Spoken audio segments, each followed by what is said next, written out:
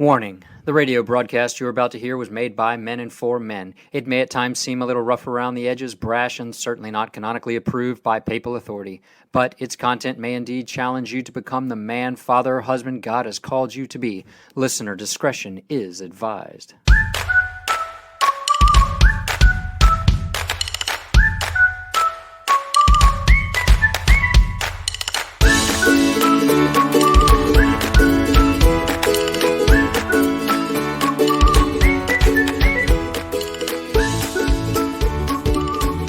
Welcome to another week of The Obligation. My name is Jason Murphy. So glad you're here. Summer is upon us. The kids are crazy. They're ready to be out.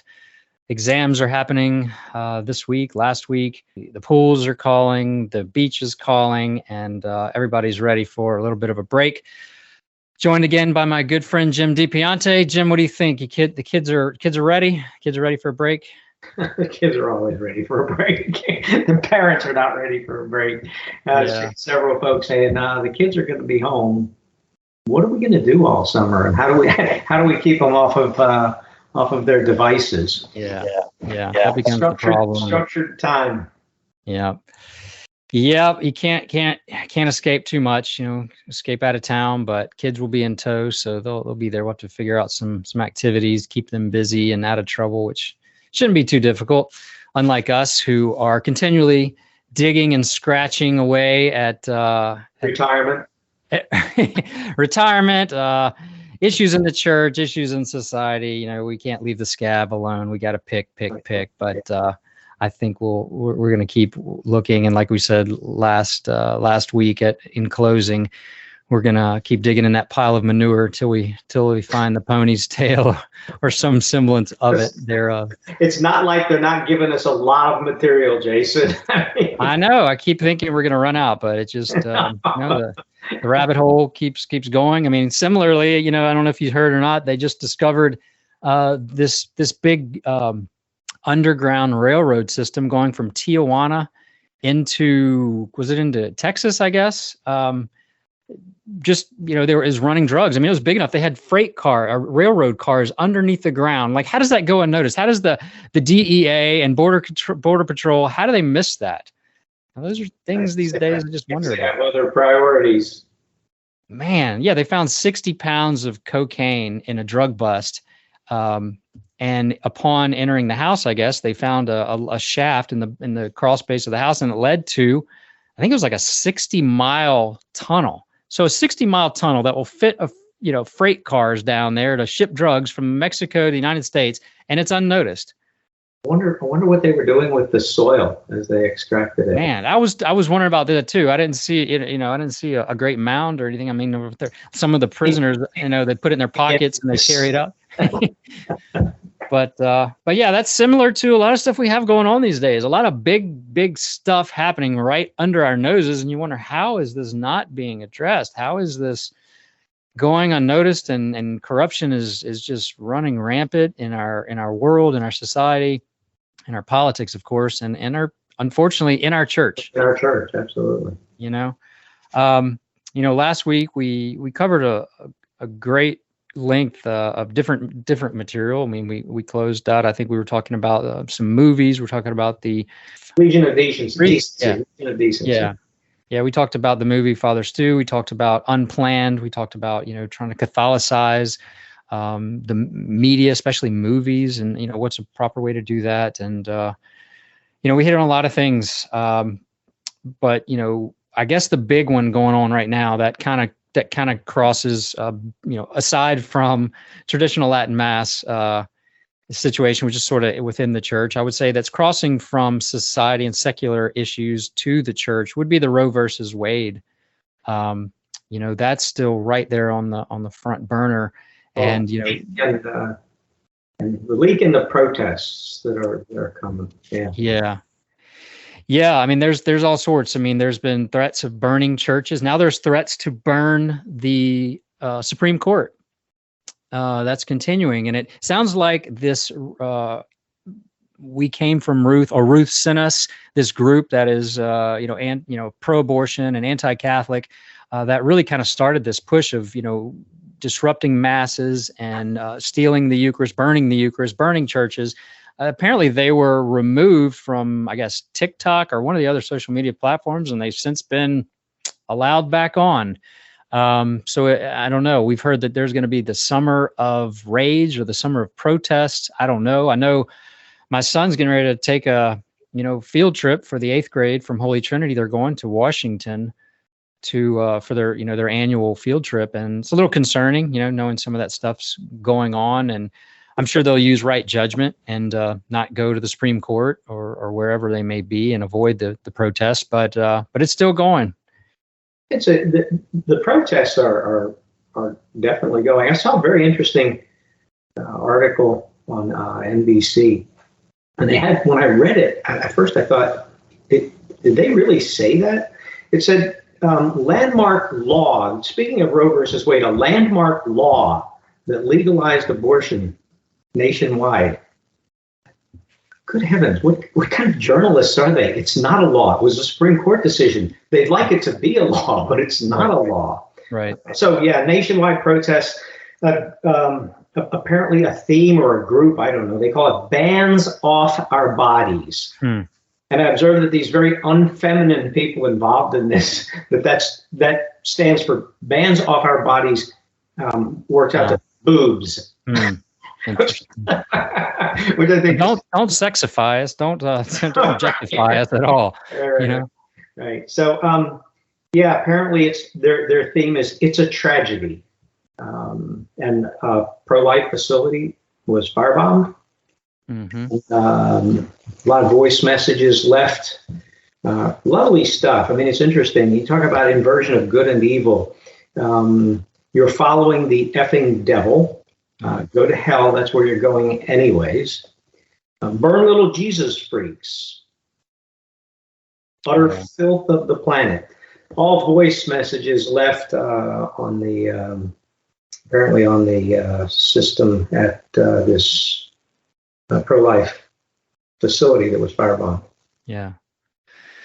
Yeah, let alone going to the homes of the justices. I mean, that's kind of like, following, your waiter home after you had dinner and weren't pleased with the meal. I mean, there's just a certain line there. You just, workplace, typically that type of thing would remain at work, or it would be left to the management, or, where that lies. But going and following people home, that's just intimidation. And the federal, our federal government hasn't done anything about that. It sounds like Ron DeSantis has, though. He has banned that, that you're not able to, at least within Florida, go to the homes of politicians and protest in that sense. So you have to wonder what the rationale is. Is the expectation that the justices would then fear for their lives and capitulate? And please God, our Supreme Court justices have just a little bit more integrity than that. Yeah.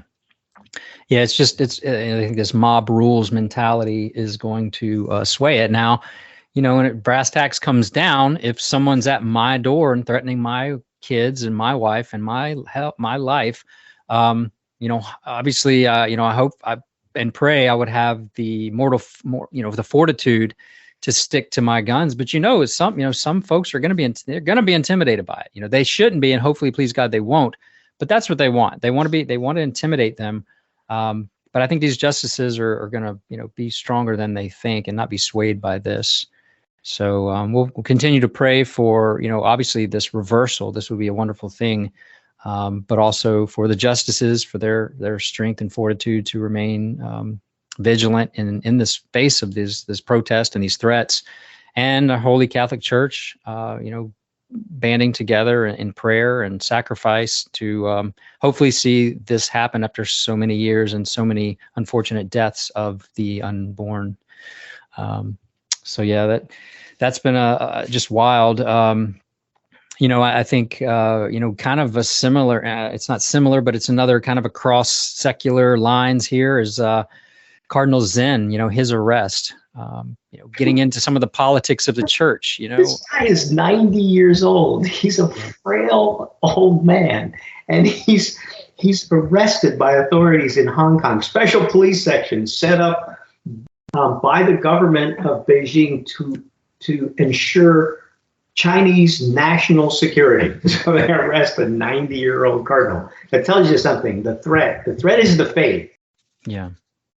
Yeah, it is. And Archbishop Vigano. he was very, very firm in his his stance, protesting the way that I'm Cardinal glad to see it.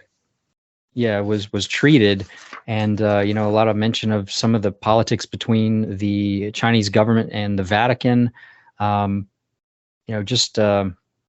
Really some very disheartening statement there, but there's so much going on. You have this 90-year-old a cardinal, a faithful man, going through such, and the Vatican's really quiet about protecting him and backing him and standing out against this. It's worse than that. I mean, the Vatican signed the agreement with the National Chinese Church, which is essentially a political organization.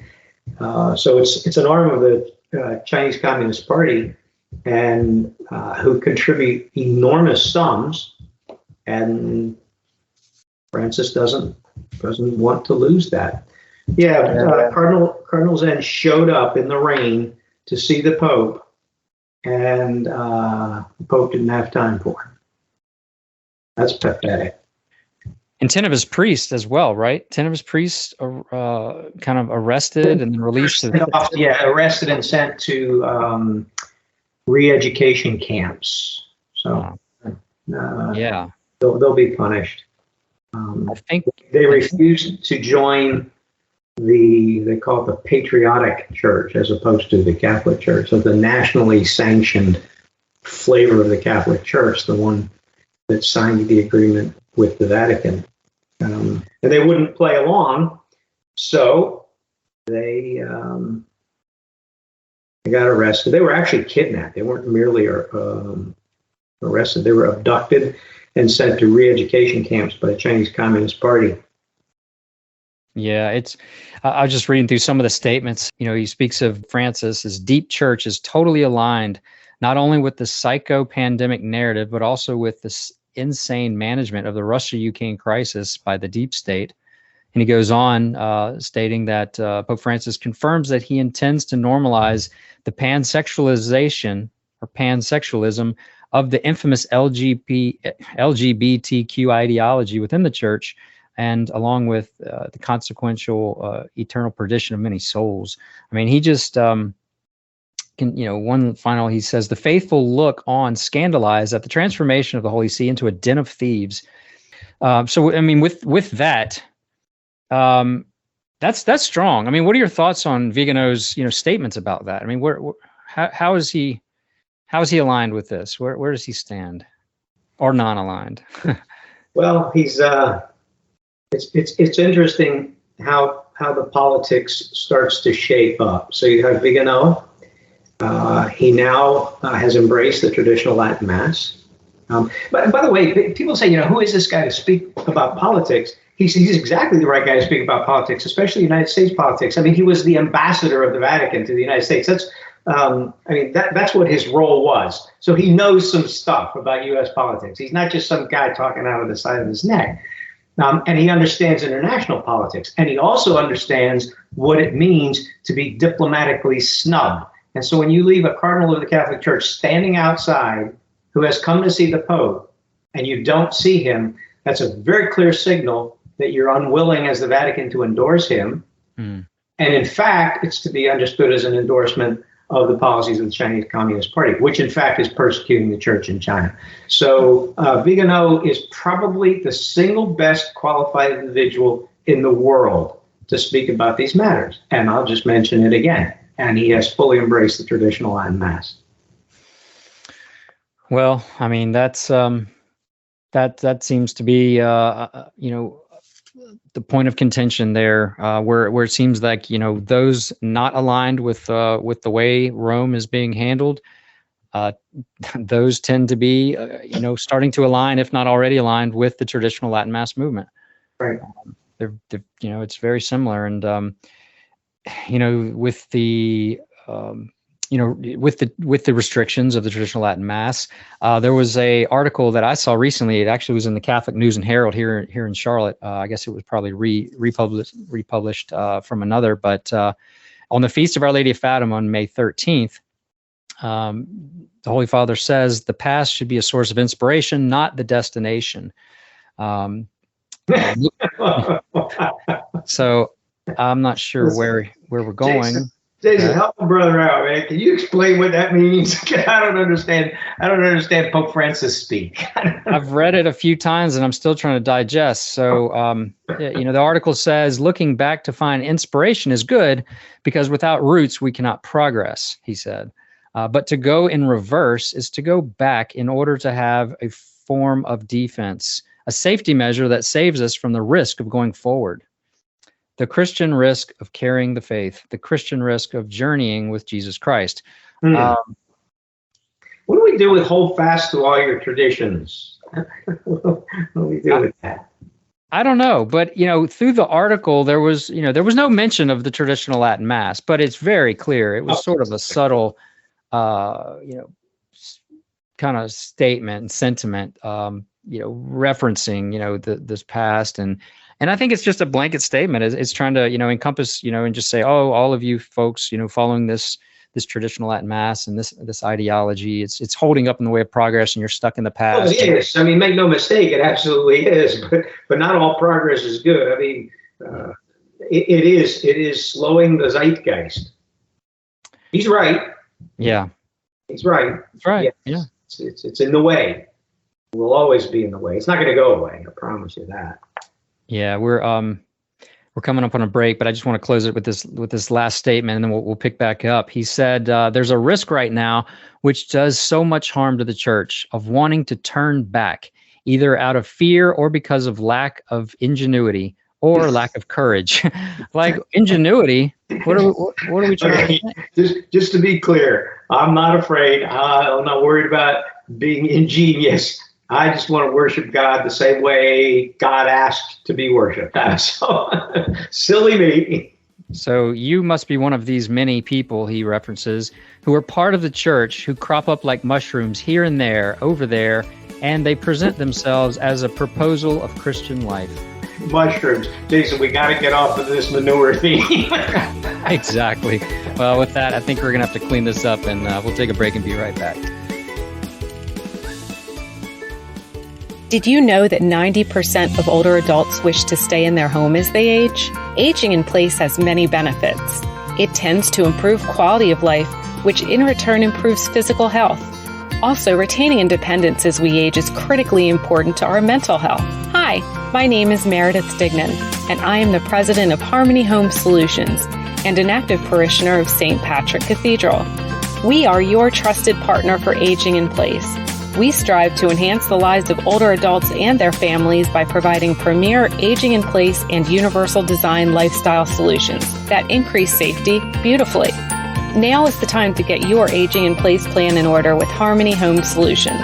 Visit our website today at hhsclt.com. Again, that's hhsclt.com. Or give us a call at 980-220-8821. Again, that's 980-220-8821. We want to help you live an empowered and beautiful life. And we are back. Thanks for tuning in to The Obligation. My name is Jason Murphy, sitting down once again with Jim De Piante, and just covering a multitude of topics here. We've just kind of discussing some mushrooms, potentially coming off the pile of manure that we've been digging down in recently. But all jokes aside, the Holy Father obviously, feels he's moving, he's trying to move the church into a particular direction. Some appear to be moving along with it. Others are just going to move because, like we said last week, a dead flesh is going to go with the flow. And others are going to stand up and stand out as we're called to. So, we're confused. I'm just confused. Layman, Jim, I think you join me on that. Just a little confused. Yeah. I'm not confused about my fate. I'm not confused about what we should be doing, but I am confused about what Rome is asking of us and where they're going. Who's driving the bus, right? But anyway, we'll close out, regarding, the recent statement from Pope Francis regarding the past should be a source of inspiration, not the destination. he closes out by saying, the Pope said this approach helps us to move forward taking risks, but in obedience, and this is not easy. What kind of risks should we be taking with our faith and with our liturgy, with 1,500 years of tradition? What kind of risks should we be risking here? I don't know. It's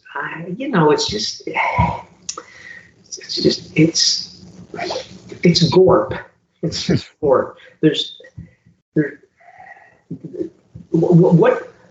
When you look at the clear pronouncements made essentially by pre-Vatican II popes, who were so articulate and not quite as verbose, what they said made sense, and it was unambiguous, it was clear, it was concise. What does that mean? We need to take risks. Which ones exactly? Yeah, I don't know. I'm not sure either. But we'll keep question. We keep asking the questions and keep looking. And there's others out there. We're not the only ones in this quest for truth and for answers. But that brings us. We're still unclear. We still haven't really had any clear statements of what's going on with the traditional Latin Mass. I know we see the continuation of the Sunday masses, and there's throughout the week there's still the allowance, I guess, in the parishes that were having the traditional Latin Mass. But I just don't know what that's going to be. When's the next? The sacraments are still on hold.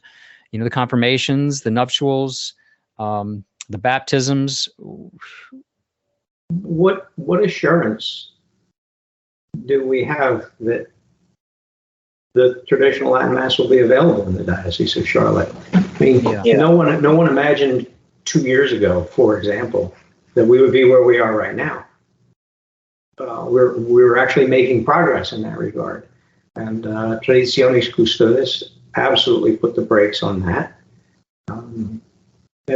What next? I think a lot of people were shocked that the sentiments of Rome are clear. If they had their druthers, it would be completely wiped out. So I just wonder how long the carrot's going to be dangled here until some real lines in the sand are drawn, and then there's not going to be the options on Sunday. There's not going to be the options through the week, and folks they're not going to go along with that. They're not just going to pack it up and go back to their Novus Ordo parishes.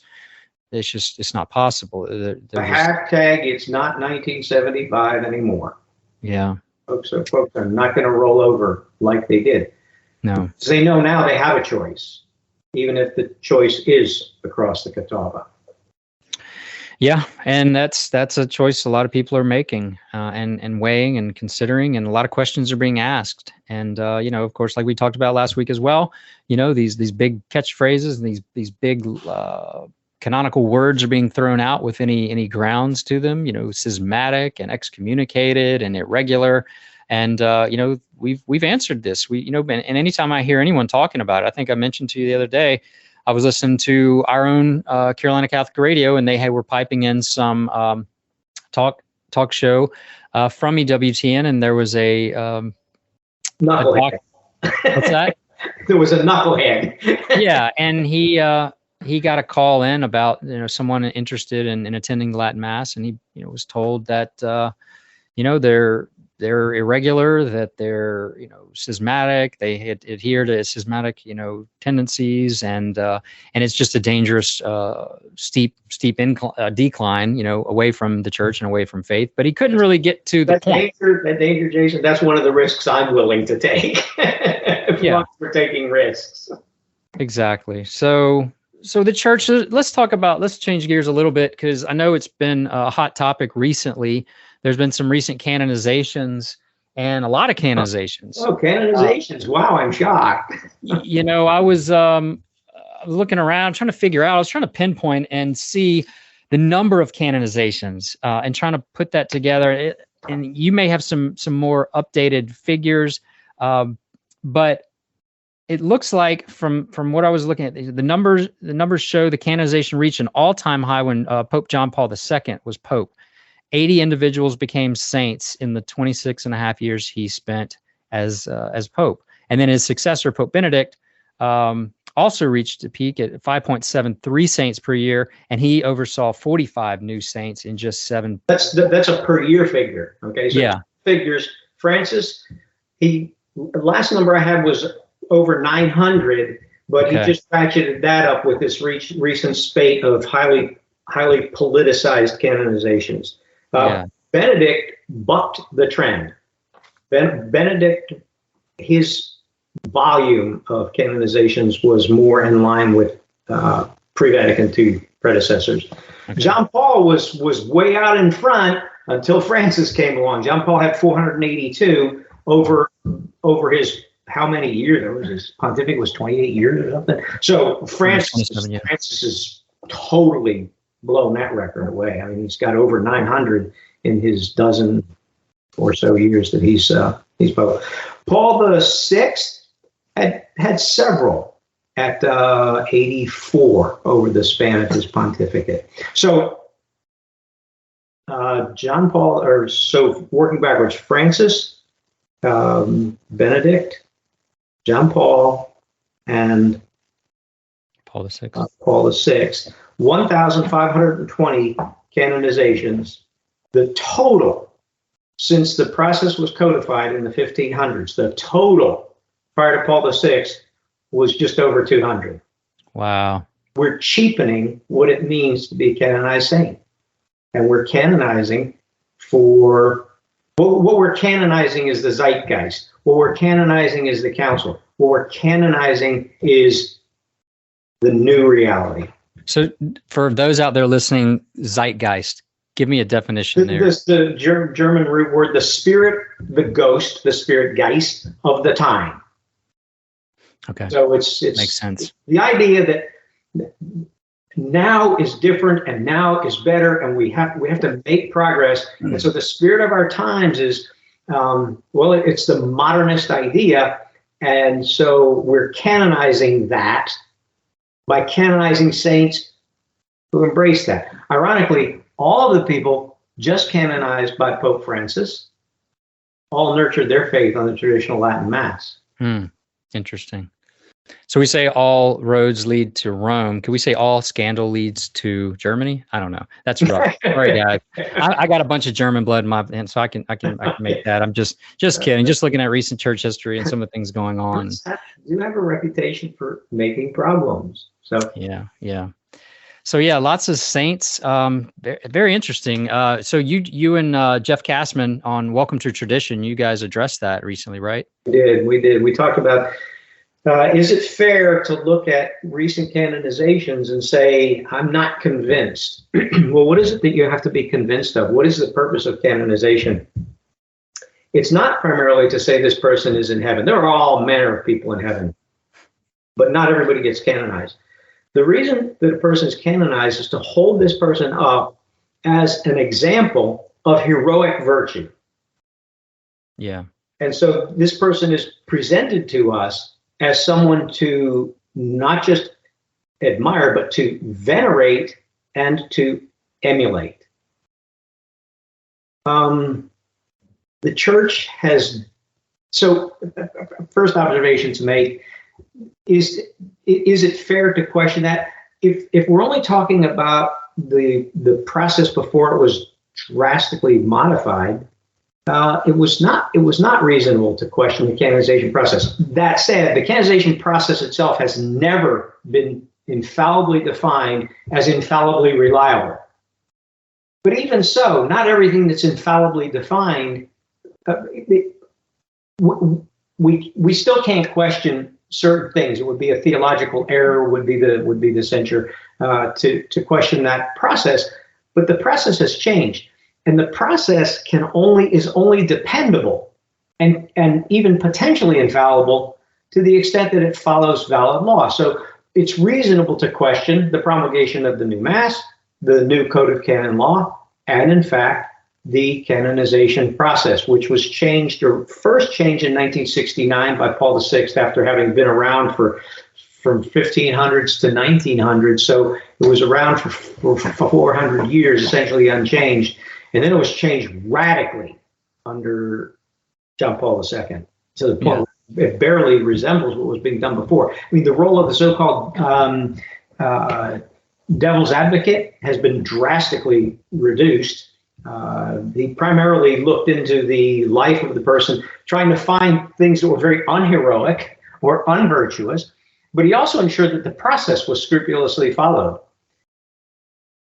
That's not been happening the way it ought. The other thing that has been changed that radically affects the canonization process is the number of miracles required.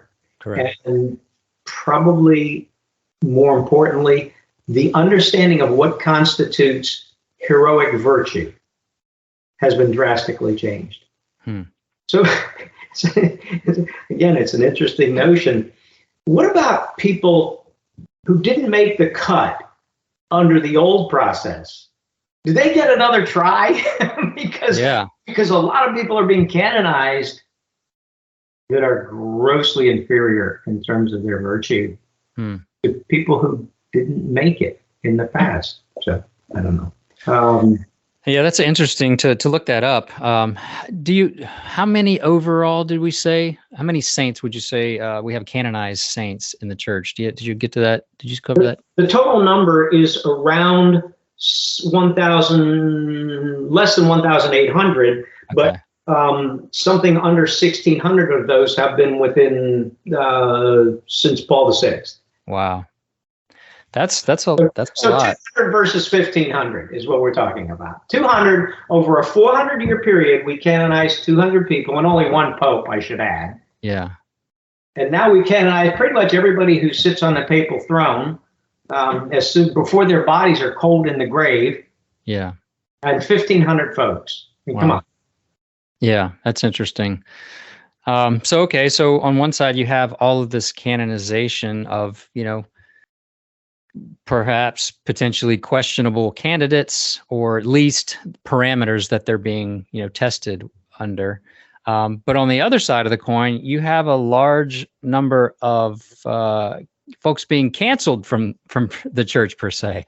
Obviously, along with society right now, we have, the woke culture, and we have people being canceled out for, speaking truth and not going along with so many things that that society, whether it's the transgender phenomenon or abortion or whatever else there is, there's this very, very interesting observation that on the one hand we're canonizing people who are maybe insufficiently meritorious, and on the other hand we're canonizing those, and then we're canceling priests and bishops who are very meritorious, very pious. But the thing that these people are getting canceled by and large that they have in common is that they oppose the direction that Francis is taking the church in. And they all have this penchant for the traditional Latin Mass. Could you imagine?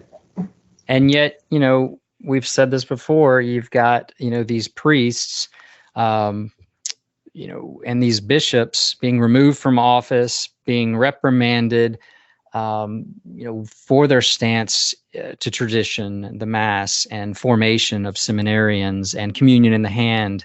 And then on the other side, you have blatant bishops and priests. The James Martins of the world, or the Gregory up in Washington, D.C. I mean, come on.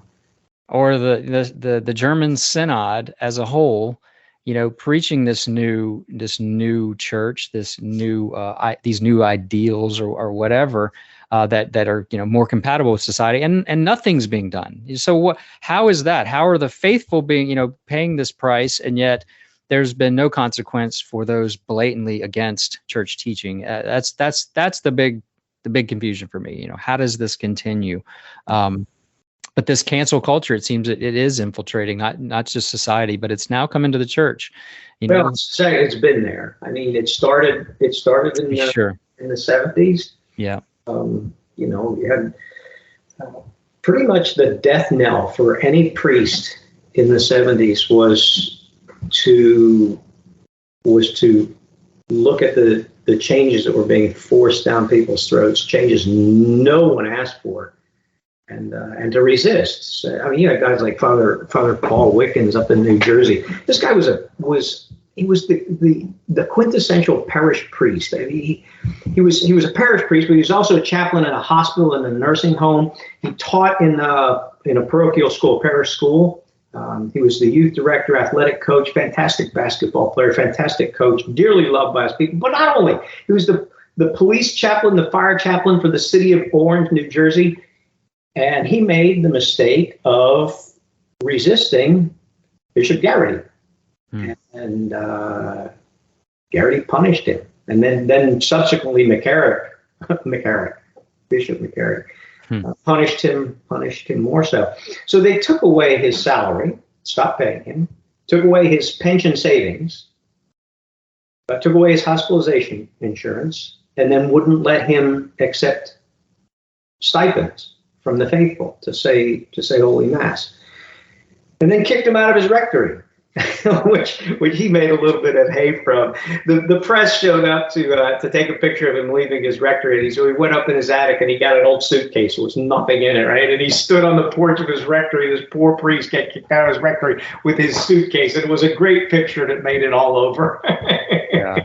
But then he really messed up. Because the next thing he did was he collaborated with the Society of St. Pius X up in New Jersey. And interestingly, his church was also St. Anthony of Padua, as is our SSPX church here in the area. And then the church is to this day now under the Society of St. Pius X in New Jersey. Interesting. So there was him. And he's sort of he's a fellow I knew personally. He was actually in Charlotte, North Carolina at one time. He came here to visit. But probably one of the most famous is Father Yves Normandin, a French Canadian. This guy's just a hero. He was literally kicked out and left out in the cold. And he was taken in. His crime was to say the Mass that he was ordained to say. And he ended up working with the Society of St. Pius X. And actually died very recently. Had nowhere to go. He ended up staying in the homes of some of the faithful who attend Mass with the Society of St. Pius X. So these are two guys who started who started taking their risks. Yeah. 1975 timeframe, the 70s. I mean, I would think that this is. Especially in this new realm, where we are with Traditionis Custodes, with the potential of additional restrictions coming on, I can't see it going any other way. That we're going to have priests that are going to reject going back to the traditional Latin Mass if they've been permitted to say, going back to the Novus Ordo, if they've been permitted to say the traditional Latin Mass, and then all of a sudden it's the rug's being pulled from under them. We can't say for sure, Jason, but it seems to me that permissions will continue to be restricted to the point where priests are going to have to make a decision. And their options are not many. They can say the Novus Ordo and nothing else. Just leave the traditional Latin Mass behind. Yeah. Or they can become independent, whatever that means, which is very, very problematic. Yeah. And by the way, we're talking about diocesan priests, FSSP priests, ICK priests. That they're going to have to decide. And the folks who didn't look at the Society of St. Pius X as a possibility when they were seeking ordination, they're going to have to take a second look, because the society will embrace them and will never require of them that they say the Novus Ordo.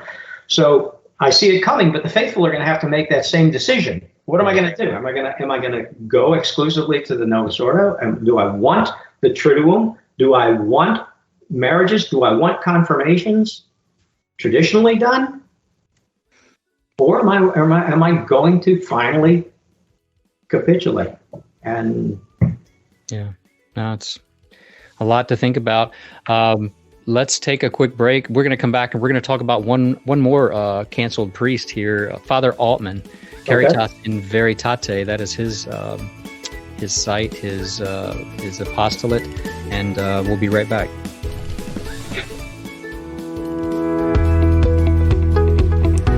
This is Jason Murphy for the Catholic Men's Conference of the Carolinas and the Obligation Radio Show here on the Carolina Catholic Media Network. Catholic Radio is live and on the air at AM 1270, broadcasting from Belmont, North Carolina to the Charlotte regional area. Carolina Catholic produces more local content than most Catholic radio stations across our country. Tune in on air, online, on demand, and anytime at www.carolinacatholic.org. Make sure to catch the 2022 Catholic Men's Conference of the Carolinas replays each Saturday afternoon starting at 3 p.m. You can catch Keith Nestor, Tim Staples, Dr. Ray Garundi, our own Dr. John Aquaviva, and find out what the buzz is all about for the Catholic Men's Conference of the Carolinas. Also, make sure to tune in to the featured men's shows on Carolina Catholic, Faith and Sport with Dr. John Aquaviva, airing on Mondays at 5 p.m. and on demand, The Remnant with Stephen Thomas, Bill Snyder, and Ray Haywood, airing on Saturdays at 5, and my show, The Obligation, which airs at 5 p.m. on Fridays. Catch all of these shows and more at AM 1270, on air, online, and over the app at www.carolinacatholic.org. Once again, this has been Jason Murphy. God bless and Esto Vir.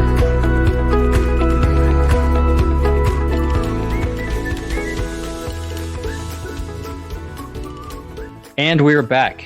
Thanks for tuning in to The Obligation. Jim and I were just, talking about some of these canceled priests and,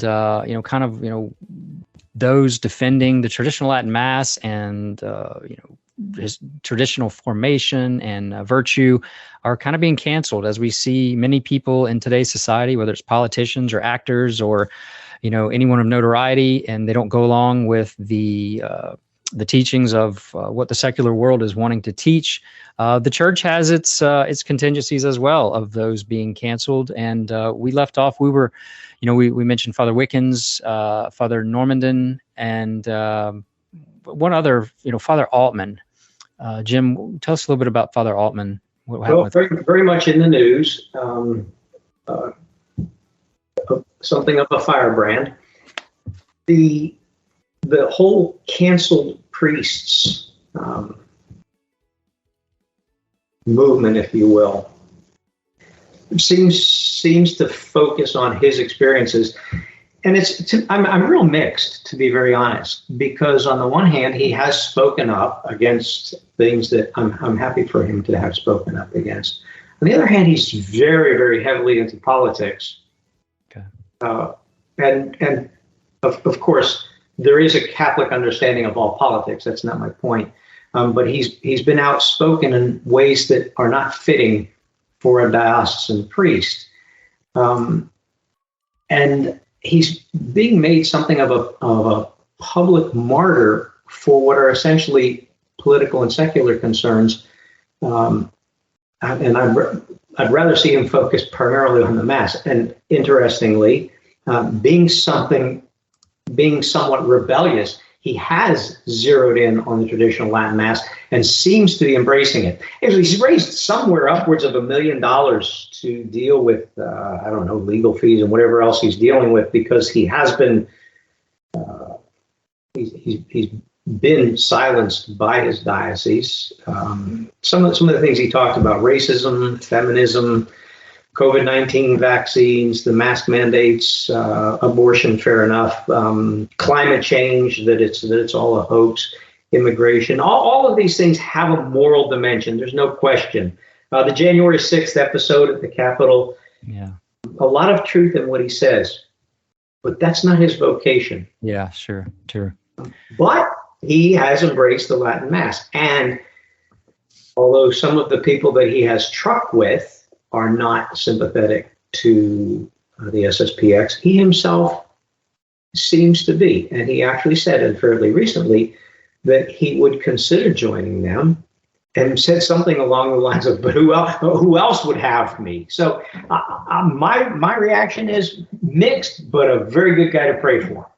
It would be a very high profile thing for him to embrace the SSPX. Yeah. So, this cancellation, it is not just in members of the clergy, not just bishops, not just archbishops or priests. I think this precipitates down to even seminarians. I think, I've heard some stories that, there may be seminarians who maybe have been exposed to the traditional Latin Mass, or maybe even in formation, learning the traditional Latin Mass. And they have every reason to be apprehensive. They're there essentially because they want to say the TLM, and that is it would be insanity to not believe that ideal and that objective is not threatened. It is threatened, absolutely, and they see that. Right. So seeing these lines kind of been drawn, even amongst seminarians, even amongst those in vocational formation or discernment, experiencing some of this, because it's cardinal sin. You start talking about some of these outspoken issues that Father Altman has mentioned. The obviously the September or January 6th. Anytime you bring that up, if you're not heard by the right person, you're falling on dead ears, and you're an extremist, you're a white supremacist, you're a conspiracy theorist. Climate change, those are all the cardinal sins, anything revolving around the transgender. Those are the cardinal sins of society. It's a whole new morality. It has nothing to do with personal piety. It's all about social issues. And so I think that's similar to, the traditional Latin Mass. Those are kind of the cardinal sins within the church. You just can't talk about it. You can't be a part of it. But no one can define why. Very well orchestrated, the consequence of very well orchestrated propaganda campaign to normalize what is perverse and to blacken truth. Yeah. And I think we can go a little even further down here. And down to altar boys. Altar boys. We can go down to altar boys. So apparently there was these 6 altar boys in Washington, D.C. who have implored Cardinal Gregory not to restrict the traditional Latin Mass. We're talking about at the National Shrine of the Immaculate Conception. He rescinded his previous permission in conformance with Traditionis Custodes. Yeah, and I mean these young men, they said that the Latin Mass is a refuge. They pleaded with him to, the boys revealed that they had been attending the traditional Latin Mass since birth, and they consider the rite a respite from the evils of the world. Amen. I mean, it is. I'm sorry, the Novus Ordo. It of that. It reeks of the world. Especially when it's done, improperly or just irreverently. It brings the world. The traditional Latin Mass is otherworldly. That is the only way I've described it in my journey, in my conversion. It's otherworldly when you walk in there. It's like nothing else that you'll see in this world. And when you go to Mass and you want to worship our Lord, you want to be you want to be lifted high and be able to reflect and pray. And, when it's the same as what you experience on a day-to-day basis, well, I mean, it's not right. I'm just saying it's not right. And to hammer that home. So over the weekend, I was out of town. We were looking for a Mass to attend. And again, I've mentioned several down, near the coast. They're difficult. It's not like, attending a Novus Ordo Mass in the Diocese of Charlotte in most cases. It's there. What's that? It's a crapshoot. That's always a crapshoot. But I found one North Myrtle Beach. And interestingly enough, my wife was down in Charleston with our daughter. They had a field trip to Charleston for their 5th grade trip, and she made her way to Stella Maris, which is on Sullivan Islands. Yeah. Sullivan Islands, which I believe they do have the traditional Latin Mass. They do. In fact, I'm sure there were several people that I know who would have seen her there. Yeah. So, interestingly enough, the church we found in North Myrtle Beach was Star of the Sea. Okay, so we both ended up at Stella Maris. Very, very different experiences. She was, just wowed by the reverence and the beauty of the church, and the priest was ad orientem, and there was something different. It was beautiful. She said she got chills. It touched her. Oh, this is good. Yeah. Meanwhile, I'm in North Myrtle Beach with my oldest, Jude, and Jacob, our second to youngest. And it happened to be the Spanish Mass. And I knew that going in. A different kind of Latin Mass. But of course, yeah, exactly. So upon walking in, of course, I saw they had the guitar. I saw the drums in the sanctuary. But, the thing is, it was mostly attended by Mexican folks, but I have to say they're very faithful.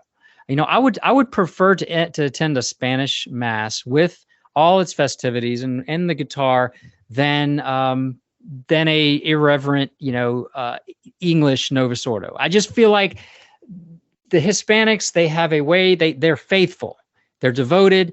But then I'm sitting there, and of course the priest, he came out and everything was in Spanish, and he was on show. He was putting on a show. This was his performance hour, and you could tell. He was loving it being in the light. And I'm sitting there and I'm just cringing and wondering how this is all going to play out. And I'm trying to just focus and pray. And I'm thinking, the Hispanic culture, they are such faithful. And I can only keep saying that because I really feel like they are. And they will follow the church and they will follow the priest. So what the church says to do, they will do. They're very faithful. And if that's the type of Mass and that's the type of priest, by golly, they're going to be there. They may not fully agree to it. They may know that it's still, it's really not as reverent or whatever, but they're going to be there. And I'm thinking, I'm sitting here with my boys, and as much as I can tell them and as much as I can show them, they are going to be led because they're going to be in a very similar mindset. They're thinking, okay, well, this is the church. That is the priest. I'm kind of limited. It's going back to the 3 Hail Mary rosary or the 9 Hail Mary rosary. I'm putting a ceiling on what they're going to be able to. And I feel like the Novus Ordo and this particular Mass and so many others out there like that, they're putting a ceiling on the faithful's ability to actually live and understand and pray. And I can't do it anymore. I can't do it anymore. Yes, we had to be there. Yes, we had to make our obligation. There were no other, options around. There were probably some, that would have been in English, but they would have been the same thing. And so I sit there with my kids and I'm thinking, as much as I say, as much as I teach, as much as they even, if they even listen to the show, but what am I putting them in? What are they seeing? So I'm at a crossroads, Jim. I'm at a crossroads of, can I keep doing this and limiting their ability to understand the Mass, the faith, and being able to pray, because it does not offer that in the Novus Ordo, especially when it's said in such a manner. Jason, we're going to have to sit down over a beer and talk. So we suffered through it. What's Jude's reaction to all of this? He said, all right, here it is. Here's the clincher. After the whole thing, of course, he looks at me as we're walking out and he said, you know what? I think the altar girls did a better job than the priest. How about that from the mouths of babes? Jason, let me tell you. I'll tell you this. Way back when, 1994, my wife and I, we had 2 children at the time, Anthony and Alex. Anthony was 4.5. Alex was 1.5. We were in the main square in Fatima, and there was a Novus Ordo Mass going on, and it was in English. And the boys were being boys. I mean, we were outdoors in this big space. It was kind of crowded, and they were cutting up and acting crazy and making a lot of noise. And I just gently pulled them aside, and I said, "Hey guys, come on, listen. We have to now's a time when you have to be quiet and reverent." And Anthony says to me, "How come?" And I said, "Well, this is Mass." And without missing a beat, he goes, "This is Mass. At our Mass, the priest does holy things. This guy, he's just jabbering." Oh my gosh. So they've sensed that. 4.5 years old. Just like my 1.5-year-old knows when we're going to pray the rosary, it's different. It's not the same. It's not dinner time where everybody's chatting and stuffing their face. It's not playtime. It's not just, outside kicking the ball, playing. This is different. Why is our Mass not different? The whole idea of lex orandi, lex credendi it's not an intellectual process so much as it is an intuitive process. And so even a 1-year-old can sense this is different. And so he's witnessing the lex orandi, and it changes his behavior and it changes what he believes. He immediately recognizes this is special. Yeah, it is. And, that's how it should be. When we walk into a church, we should get that feeling. I may have mentioned we were, trying to consider, maybe looking at a new place to move, maybe finding more land. But, my first thing I do is I walk into the local church. If there's a set of drums, especially if there's a small wooden movable table that's being used as an altar, it's off the list, and we won't be moving there. And I don't think there's right now. We're not unhappy where we are, but we're not going to move anywhere where we're going to, where it's going to be worse. Where it's going to be worse, and where we're going to jeopardize our practice of the faith and our kids' understanding, especially. Gosh, as I get older, the more I can't. This is about my children. I mean, this is my duty as a father. And gentlemen, if you're not standing up and showing your children how to pray and praying with your children, especially at Mass, we are not doing what we're called to do. So we've got to be moving. And right now, there's a surge growing in our country against the political leftist, and it's being mirrored in the church. And seeing the conservatives come in a fight, they want to do as much damage as they can before losing their grip. And I just wonder, I look at, at what, some people in places of politics right now are doing to our country, knowing that their term limits are coming up, knowing that a new regime will come in, and the American people are done. They're done living paycheck to paycheck. They're done with everything happening. They're done with the teachings in their public schools. They're done with the inflation. The poor excuses for why, America is now, a joke to the rest of the world. So we can vote them out. What do we do as church members when we see similar things happening in our church? We can't vote the Pope out. We can't vote the bishop out. That means we have to stand up and we have to talk and we have to pray and we have to set an example. Closing thoughts, Jim. We have obligations as men. We don't have ourselves very much in the way of power, but God has infinite power, and so we have to appeal to Him. This is a chastisement. There's no question. We're being chastised. We haven't been faithful, and I'm speaking obviously collectively, but this too shall pass. I mean, the church is undergoing the death of our Lord, the passion of our Lord. But our Lord rose on Easter Sunday, and we'll see this through. Probably not in my lifetime, but I'm good. Jason, I wake up every day, and I say to myself, "What do I need to do to be a good Christian man?" And I have everything I need to do that. And I look around me, and the world's going to hell in a handbasket, and I say, "That's fine. I'll pray for them. I'll pray for the church. I'll pray for our country," and we do every day. But I have everything I need to live the life of a good Christian. And I thank God for that. Amen. Well, I appreciate everyone tuning in. And Jim, I thank you once again for joining me. And we'll continue our work. And I say a bunch, in our advertisements and a lot of, regarding the men's conference and our advertisements, we say esto vir, be a man. Be a man in all that God is calling us to be. And we'll talk to you next week. Jim, have a great week. You too, Jason. Take care. God bless you. God bless. If you enjoyed this episode and have any questions or comments or would like to come on the show and discuss your faith walk or any issue regarding the Catholic Church, send us an email at feedback@theobligationshow.com. You can also catch all of our previous episodes and all of the shows of Carolina Catholic Media at www.carolinacatholic.org. Click that donate button and we'd greatly appreciate it.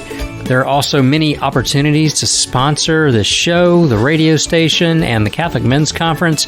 Join Sensus Fidelium, Harmony Home Solutions, and Wallach Investments, who have pledged their funds to help keep Catholic radio on the air and relevant. Sensus Fidelium is a collection of Catholic homilies, apologetic videos, and other resources to grow in one true faith. They can be found online at www.sensusfidelium.com. Wallach Investment LLC is a strategic moral investing firm committed to placing their clients' interests ahead of their own. Their mission is to be a force of good in their relationships to make the most of their clients' investment, giving them the time and confidence to pursue their mission.